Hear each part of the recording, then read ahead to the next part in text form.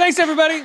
Welcome to Build. I'm your host, Ricky Camilleri. The United States has the highest incarceration rate in the world, with 2 million people locked up. With a wrongful conviction rate of just 1%, that means upwards of 20,000 people could be innocent and behind bars.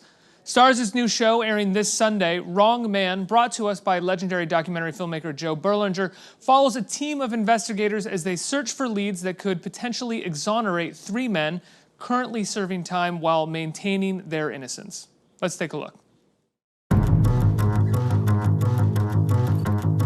I've had to waste 20 years of my life in prison for something I had nothing to do with. We're going to take a look at 3 separate cases with each suspect claiming innocence. We brought together a great team to reinvestigate these claims of wrongful conviction. We started beating on the desk saying, look, I did not kill Jose.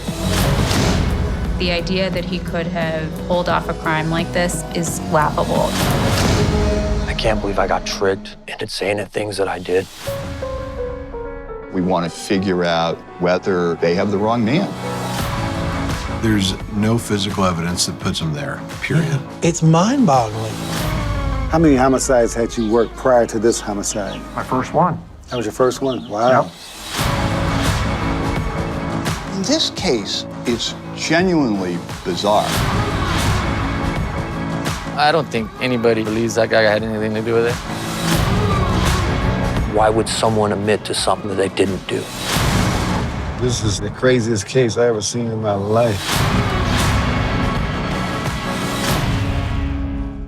Everybody, please welcome investigator Ronald Kuby, filmmakers Erica Sashin and Joe Berlinger. Thank you so much for being here. Thanks for having us. Good to be here again. Yeah, absolutely. Congratulations on the show. Very well done. A different look at the criminal justice system than I think we normally get on television, especially from reality documentary television. It's usually about finding the person that they think is guilty, and then the show wraps up once they catch them, sort of giving the forgetting presuming innocence. It's just sort of like, we caught this guy, that's the end of the story. You pick up where that leaves off, and there are a lot of people behind bars who may be innocent. Was that one of the first intentions behind the show? Obviously, you have a long history with those behind bars maintaining their innocence, going back to Paradise Lost. Yeah. I mean, actually, the Paradise Lost experience is really what kind of forged this idea. You know, Bruce Sinofsky and I spent 2 decades making 3 films and tenaciously kept after the case until finally there was some, I wouldn't say full justice, because they were let out of prison. The West Memphis 3 were let out of prison under this ridiculous Alford plea because the state of Arkansas was too cowardly to admit, you know, that they really had made a mistake and didn't want to be sued for wrongful conviction. So they let them out under this Alford plea in which they said, well, we're innocent, but we accept the judgment of the court. I'm curious, this is tangential, and Yeah, I'm sure I've asked this question of you before. How often is the Alford plea forced upon defendants? It's pretty unusual. Ron could probably give a little more texture there.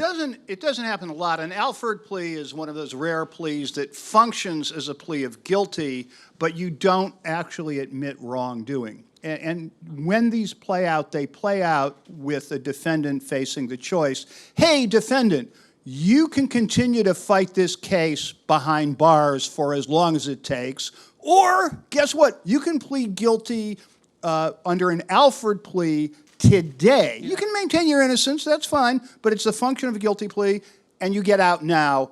What do you choose? Shockingly, most people in prison choose. Especially when you're on death row, which was, was Damien Eccles' situation. So, and the sad thing is, he and the other two, Jason Baldwin and Jesse Miskelly, were life without parole sentences. So of course they're trading the death penalty and 2 life without parole sentences for being sentenced to time served, but they leave prison unable to sue the state for wrongful conviction, and the going rate, again, Ron, correct me if I'm wrong, but the going rate is about $1 million a year times 3 defendants times 18 years. You know, the state of Arkansas was seeking to avoid a $54 million potential payout because they wrongfully convicted these guys. And worse, you know, you're a convicted killer. You know, I remember taking the West Memphis 3 to the Berlin and Toronto and the film festivals and the IDFA, which is in Amsterdam, a documentary festival. And each time, because they're convicted killers in the eyes of the law, and when the computer gets punched in when you scan the passport, I mean, all 3 times we had major problems bringing these guys into film festivals, and trouble at the border because the authorities there, to them, they're convicted killers. Anyway, all of this is tangential to the show, but the origin, but the origin of the show is that we as filmmakers took an awfully long time to get some kind of result, and after Paradise Lost, in particular, came out, and the third one came out in 2011. Concurrently with the West Memphis 3 finally being let out of prison, which generated a lot of press. That in turn opened the floodgates to many, many people reaching out to me, mainly through letters, but in other ways, either directly or the girlfriend, mother, brother, whatever, of somebody claiming to be wrongfully convicted. And I was just flooded with requests to look into my case. And, I thought to myself, first of all, you can't make a feature-length film about every case, and it took 20 years for us to get a result. Is there a way of making this happen more quickly? So that's where the idea of this show was born. It took a while to get it off the ground and whatever, but really around that time I thought, well, gee, instead of the filmmakers making a film and taking a long time, why don't we assemble this amazing team of experts in this field who actually do it for a living and let them do the work, but we'll just follow them, and we'll provide the resources and let these guys do the work with some expertise. And so that's really how it was born. So first I had to get the greatest showrunner I could find, and that was Erica. And then we assembled the team, which includes Ron, who's a big hero of mine. In fact, Ron, I knew, we bumped into each other at some event right around the time I was thinking, who should we get? And I'm like, oh yeah, of course, Ron. And then Erica and I kind of reviewed, talked about what kinds of people would best make for our team, looked at a bunch of resumes and settled on, I don't want to say settled, thrilled to get, settled upon, whatever the all word right, is. fine, here, Ron, sure, wrong word, because we have an amazing team, but we have Joe Kennedy, who is a, former federal, NCIS, advisor to the FBI, cold case specialist. We have Sue Ann Robinson, who, I thought it was important to have a female perspective, a person of color perspective, and most importantly, was a prosecutor and a defense attorney now, so we thought that kind of balance of having seen all sides of the table from a female perspective would be important to the Say what to a the team. prosecutor would be, how a prosecutor would be looking at evenence versus just how a defense person or a person is thinking about the defense of their clients. Exactly, and then we have Ira Todd, who is he still a detective on the show? Yeah. So Detroit Homicide. Detroit Homicide detective, he's a great interrogator. Can I tell you something about Ira Todd? Yeah. Star in the making. Yeah, I mean, we got amazing results on this show, on all fronts. But his interrogation techniques really yielded the recanting of a paid police informant who falsely fingered the guy in one of our cases, Evaristo Salas. The most damning evidence was this coincidental identification that he made through this Polaroid that just happened to be taken. And mugshot like Polaroid, right? Yeah, exactly. And that was really that, and the girlfriend of the victim's identification. It really is what sealed this guy's fate.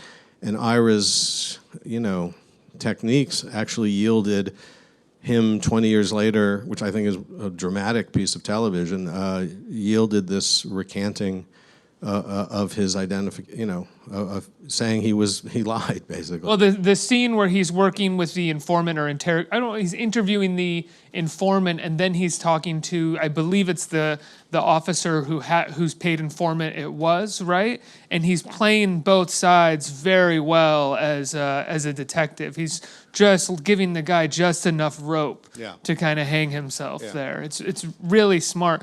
When it came to putting together your team, Erica, were you looking for also also people who would be, for lack of a better phrase, and I don't mean to sound good on camera, would be fun to watch. Sure.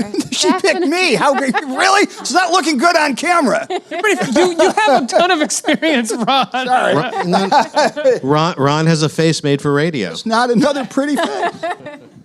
Yeah, and the chemistry between them was really important. Although we didn't know how that was going to be until we got them all in the room together. So we picked them for their expertise, of course, and their varied backgrounds, and what they all could bring to the table. And, we Skyped with them and met them and made sure that we thought that they would be fun to watch and dynamic.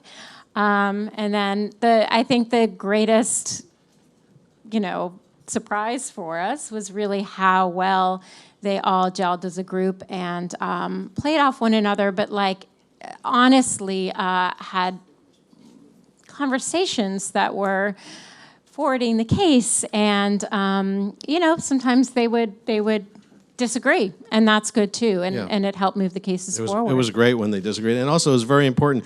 We said to them at the beginning of this, just because the show is called Wrong Man, it's not about this foregone conclusion that you must prove that these are actually innocent people.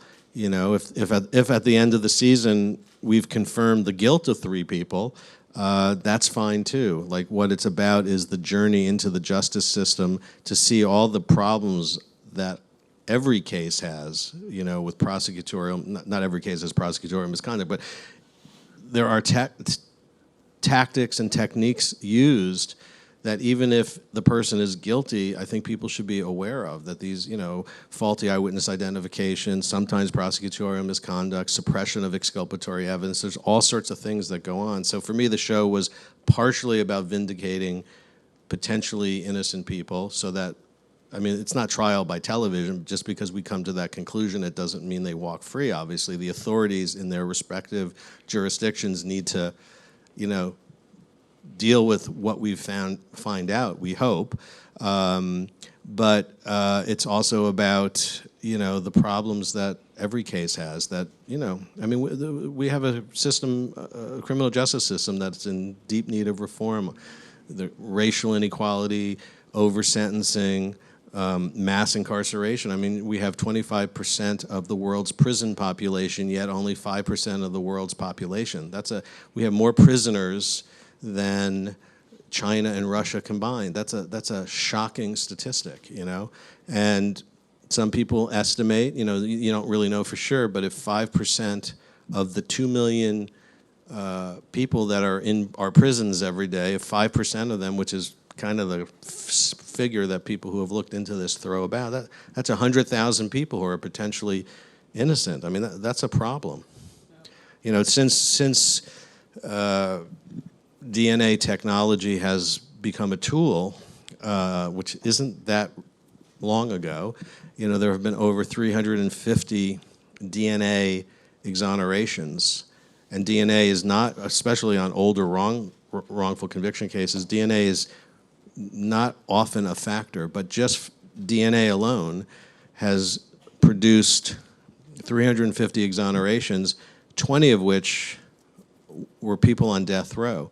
So we have a system of justice that was willing to kill 20 innocent people. That needs to be looked into. We can also go back to the conversation about the Alford plea to just talk about how unwilling prosecution offices are to sort of pull back or to exonerate defendants, right? Oh, yeah. Ron can talk about this because he has direct experience. But it becomes extremely difficult because prosecutors and cops and their enablers, the courts and the appeals courts, all have a real investment in the guilt of the individual that they have sentenced to prison or to death. You would think that in a criminal justice system, the number one goal would be accuracy. Most important, let's get this right.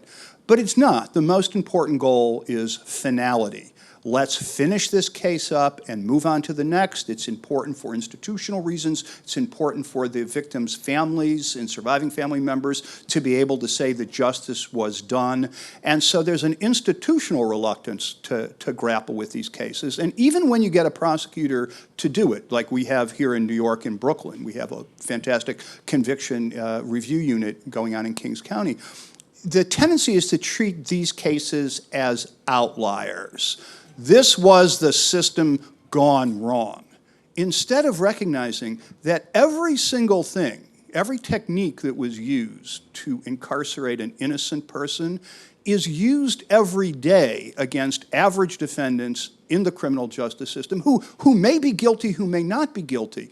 But I think after you watch this series and watch all 6 parts, wherever you come down on the question of wrong man, maybe, or right man, no one should feel comfortable with the kind of process that led to these convictions.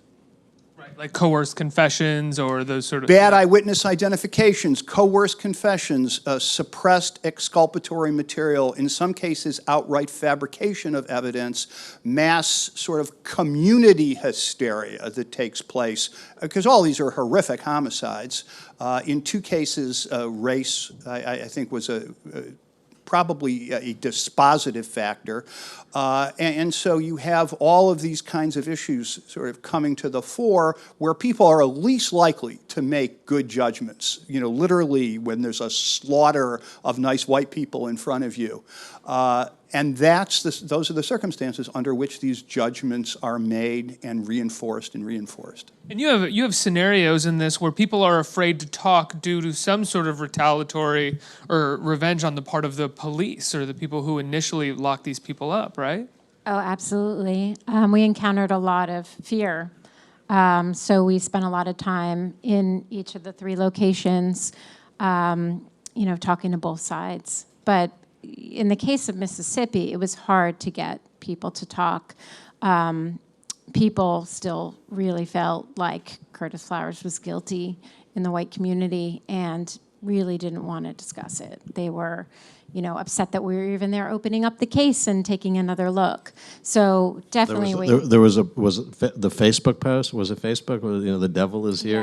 Yeah. I mean, once we arrived, there was a Facebook posting that went around town with a literal picture of the devil, and you know, the note was, you know, the devil is in town, don't talk to the documentary. So, I've been called worse. It's true. You guys were shouted at a lot by the time you got into the 2nd and 3rd Paradise Lost docs, right? Yeah. And just getting back to that, you know, because it's such an important point, you would think that the fundamental search for the truth is the most paramount thing to a prosecutor. And, you know, as we saw in the West Memphis case and other cases, you know, prosecutors in that case fought for years to not allow DNA testing. Now, for the life of me, I can't understand if a prosecutor is so sure of his conviction and a defendant comes forward and now because of technological changes or a new cache of evidence is discovered, when they want to test, when a defendant on death row or in any state of conviction wants to, you know, have DNA tested, which is such an exact science, there is zero excuse for a prosecutor to not allow it to happen. Why wouldn't a prosecutor say, well, you know, I do believe in my conviction, but if there's evidence to show otherwise, of course, test it. Well, the answer to that prosecutors always give is, okay, the DNA may come back. It does not belong to the person we've convicted. All that means is the person we convicted acted with somebody else. And you'll actually see that in one of the cases that we examine. They always have an excuse. They always have a reason. If you're looking for a motive, for example, for an apparently motiveless killing, was the defendant a member of a gang? In one case, the answer is yes. Okay, it was a gang initiation, but he was already a member of the gang. Why did he have to be initiated? Oh, who knows? Who cares? Gangs do crazy things. And there's always an excuse that prosecutors have as to why this hearing is not a good idea, this test is not a good idea, this reinvestigation. But why is that? Why are prosecutors so unlikely to overturn a conviction? Why are they so fearful of overturning their convictions? Human nature. People don't want to admit a mistake. Is it a career thing? If they're an elected official, it could dent their, you know, I mean, that's why I'm so virulently anti-death penalty. You don't even have to get to the moral argument of, is it right for the state to take a life? I mean, long before you get to trying to answer that moral, question, which when you're looking in the eye of a mother whose child was murdered, and they want that vengeance. It's hard to tell that mother, you're not justified in that feeling, but you don't have to get to that moral debate. We see the justice system is run by human beings. Human beings make mistakes, or worse, cover up their mistakes, and you just can't have a death penalty, where even one person could be, and I believe many innocent people have been executed over the years. Anyway. How many episodes are in the first season of the show right now? We have 6. 6, right? Okay, Three that's what I thought. three cases, two episodes per case. Right, that's what I thought. I want to make sure that that's what it was, and not just the screeners that I got. Now, when did you set out to make this number like this, or is that sort of how it shook out after following these cases for a little while? Honestly, it was kind of fluid. I think we initially were going to do 8 episodes, right? 10, right? Okay, 10. Yes, I forgot that nightmare. Okay, right. So we were originally. Good for you guys. We also thought we were going to interweave, to serialize all 3 cases over the course of the season, and we found that to be very hard for people to follow. So kind of mid-season, we had a reality check and realize, okay, 6 episodes is probably best for the series, and just, doing case number 1 for episodes 1 and 2, episode 3 and 4, case number 2, and so forth, was because each case is complicated, and kind of intercutting them wasn't working, so we shifted gears. I asked this question because what I found about the series was that it felt more focused than a lot of true crime docs that I've seen recently, where it's like it felt like, oh, this doc signed on for 10 episodes, and they are stretching this mother out for 10 episodes. Where in this, it felt like all of the information was hitting really hard and moving very quickly. And I also thought the format of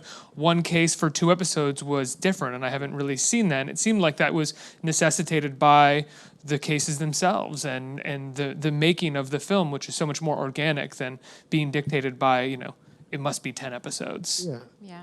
No, we're lucky to have that flexibility. Yeah, Stars was great, and okay, we know we promised 10, but we all think 6 is better, And the direction of the case was actually kind of brilliant. I mean, obviously it's Joe and Erica and everybody else, so you expect it to be good. But when we were doing our work, the actual excavation of the case, it was arranged in a fashion where when information came to us, we reacted spontaneously to that information. It was presented much as it would be in a real law practice or a real criminal investigation, with all of the questions and comments and wonderment that went with it. So it's not in no way a recreation of what happened as much as it is an ongoing experience as to what's happening as we saw it, the audience sees it. Let's get some questions from our audience. Who's a question? Right here. Hi. I wanted to ask, I can't imagine how overwhelming this job can be or is. How do you not get overconsumed by the lives of these individuals, by your job? How do you find yourself finding a balance between, okay, this is work and this is life, and I can't allow it to sort of take over me as a whole? I'll actually take that to Joe, and we'll just go back to Paradise Lost with that, because you became incredibly close to Damien and Jesse. So how did that work for you? How did you separate between, what was going on in your personal life, or did the two just sort of bleed together? Well, I tend to work a lot, so I don't, it is hard to separate generally. I mean, on the one hand, I feel blessed that I actually get to do this for a living, so I don't want to complain about it. But it is hard. I mean, there were all, that case in particular, took a lot out of me on many levels. I had my first child during the trials, and sitting in the editing room, looking at autopsy photos of 8-year-old children who had been slaughtered in the woods. So cutting on 16 millimeter cutting pen? On, we were much cutting. Slower process? Yes, much slower process, cutting on the flatbed. And, I had this young child at home, and I remember many nights going home, and picking my baby up from the crib and flashing on these horrible images that I had just spent all day looking at, and just really thinking like how my fatherly innocence was kind of being robbed, you know, just by dealing with the emotionality of that case and dealing with parents who have lost their children. And then, it took a while to like figure out how to separate that, and it's a great question. And then, and this will sound falsely humble, and I don't mean it to sound this way, but when Paradise Lost 1, the first movie, came out, it was like beloved, you know, went to Sundance, on HBO, won every prize you could win, you know. Classic. You know, patted on the backs, and of course, as an artist, you want to feel validated, and that's a great feeling that your film is reaching people, but it was having no impact on the case. And there was something very false to me.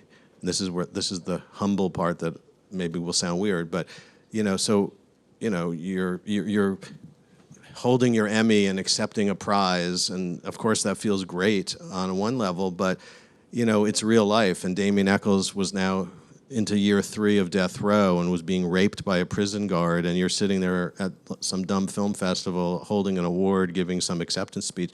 It was actually torturous, because I felt like from a creative standpoint, of course, as I say, you want to be validated. It was nice to get the pat on the back and know you're on the right path from a creative standpoint, but the film had done nothing for the guy. You step off stage and you've got a letter in your hand from Damien, or like a phone call. And so we felt tortured by it, and that's why Bruce and I continued telling the story, you know, not because we wanted to keep making films on the same subject, but we just felt like this is what we knew how to do. Very different period in time. You know, the internet was just starting to come together. You know, documentaries weren't what they are today. Digital, you know, the YouTube didn't exist. I mean, the conveyance of information now is just so different then. So it took literally 20 years for the films to have the impact that they had, but it was, you know, you can't help but have your personal life be wrapped up in your work life, and you know, it's hard to separate. Do you still feel that way when you put together a project, like something like The Wrong Man, that you have trouble understanding or separating the work from the dent that it might make? Honestly, less so, because I'm at the point in my career where I'm lucky enough that I can juggle several projects, and the only way you can juggle several projects at once is to like have some distance and learn to put up some walls. But you know, this project actually was born out of that sense of responsibility, because it was literally born out of, as I alluded to before, getting lots of letters and thinking, how can I go to bed and go back to my nice house in Westchester and like have my kind of whatever nice existence, knowing that people are reaching out and need help. And I will say one of the big differences between the intention behind this and probably the intention behind the first Paradise Lost movie is that you're going into this getting investigators together to try to exonerate or find out if these people should be exonerated, where I think with Paradise Lost, you and Bruce Sinofsky kind of were like, what is this story? Let's go find out about it. That's true. I mean, I think one of the reasons Paradise Lost is so compelling is that it represents kind of the emotional journey that we took, because we originally went down, we thought we were making a film about guilty teenagers because the press had all but convicted them, which is a common problem. Back then, you know, the newspaper really mattered, and a confession was printed on the front page of the Commercial Appeal, which was the nearest big town, you know, Memphis, Tennessee. Big paper. The Commercial Appeal? The Commercial Appeal, yes. the Memphis Commercial Appeal. As we later learned, that confession was outtakes of various statements and assembled, and if you knew how many other statements were given and how all the conflicting information led to that final confession, which you learn about in the movie. From a kid that had like an IQ of like 60 or 70, right? Yeah, 69. And so, you know, weeks before the trial started, a confession was printed in the local paper. I mean, so we went down thinking we were, and you know, the police chief went on television saying on a scale of 1 to 10, the case is an 11, the evidence is overwhelming. So we really thought we were going down to make a film about guilty teenagers, because it seemed like it was a phenomenon. There was the Jamie Bolger in the UK, some 10-year-old that had killed a toddler. We thought we were making a film about guilty teenagers. For the first 3 months, we thought we were making a film about guilty teenagers and how they could do such a rotten thing. And I remember the first time we actually got access to the West Memphis 3, of course, they weren't called that then. They were just these terrible goth teenagers, being held in county jail awaiting trial. I remember the first interviews, Bruce and I afterwards said, something's not right. The light bulb didn't go off and say, oh my God, they're innocent, but just something didn't feel right. And we just stuck with that instinct despite all the other press saying they're guilty. And then it became something else. I want to go back to the idea, and this is a broad question, and I'll preface it with an apology. The idea of making a dent right now, there's so many documentaries being made. They're all over the place. I think more so than ever, we are at I wouldn't say a golden age of documentaries. I would say that we are at a moment where there's just so many more of them via Netflix, via Amazon. And I wonder sometimes about making a dent. I had an experience like a month ago where I think I was watching the umpteenth documentary that I'd seen about the opiate crisis. And I was like, what are we even doing right now with this? This just seems like more content that we're putting out there. And I don't think Wrong Man is that, going back to the fact that you guys are actually shooting investigators trying to find out if somebody's innocent. You're not just kind of shooting a sort of fly on the wall depiction of heroin addiction, which is like, we all know what that is. Yeah. But how do you feel about that in terms of making a dent, and can documentaries still have that sort of impact?